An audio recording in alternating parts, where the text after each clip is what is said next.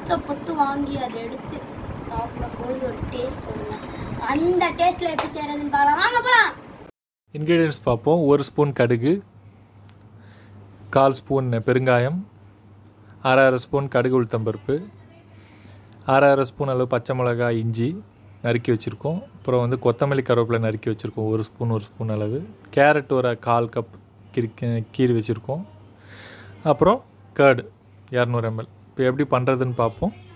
தயிர் நார்மலாக தாளிக்கிற மாதிரி தான், ரொம்ப ஈஸியாக பண்ணிடலாம். ஒரு 5லேருந்து 10 நிமிஷத்துக்குள்ளே இது ரெடி பண்ணிடலாம். ரொம்ப குயிக் ரெசிபி இது.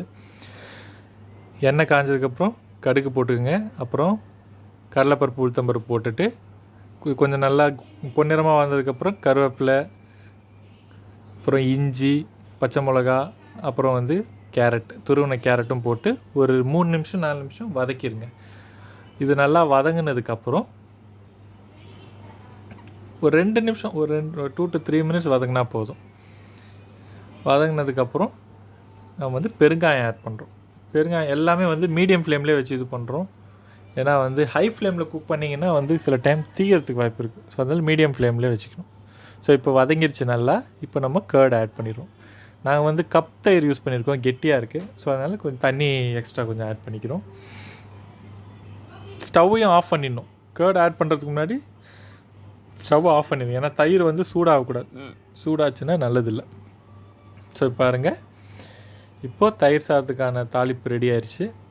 இப்போ இதில் வந்து தேவையான அளவு உப்பு ஆட் பண்ணிக்கலாம். இப்போ நம்ம ஆல்ரெடி குக்கரில் வந்து சாதம் கொஞ்சம் நல்லா குழையிற மாதிரி ஒரு 4-5 விசில் வச்சு ரெடி பண்ணி வச்சுருக்கோம். இதில் வந்து தயிரை ஆட் பண்ணி மிக்ஸ் பண்ண போகிறோம்.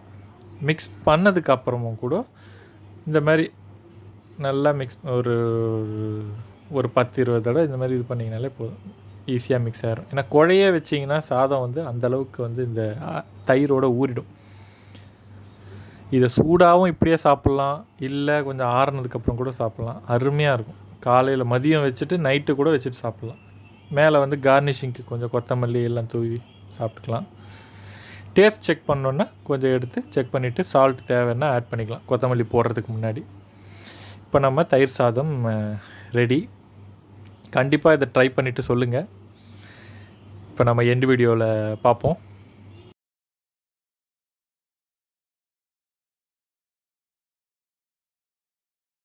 இந்த தயிர் சாதத்துக்கு பெஸ்ட் சைட் டிஷ் பார்த்திங்கன்னா இந்த பாவக்காய் வறுவல் ப்ளஸ் இந்த மாதிரி உருளைக்கிழங்கு மசாலா போட்டு சாப்பிட்லாம். பிரியாணி, தயிர் சாதம். நிஜாமி பிரியாணி வந்து உங்களுக்கு டிஸ்கிரிப்ஷனில் வீடியோ தரேன், போய் பாருங்கள். தயிர் சாதமும் நல்லா தான் இருக்கும்னு நான் நினைக்கிறேன். ஃபஸ்ட் டைம் ட்ரை பண்ண போகிறேன். இது வரைக்கும் நான் சாப்பிட்டதில்ல. சரி போகலாம்.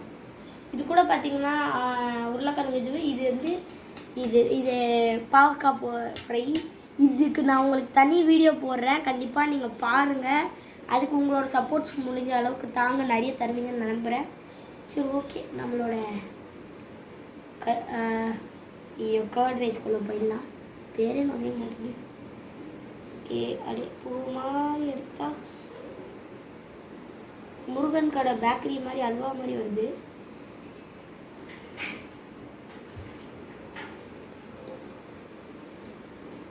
சூப்பராக பார்க்க சாப்பிட மாட்டேன்னு சாப்பிட வச்சுருந்தோம். ஆனால் செம்மையாக இருக்கும். இதுக்கு மேலே இதுக்கு நான் சாப்பிட்டதில்ல, என்னையே சாப்பிட வச்சுட்டாங்க.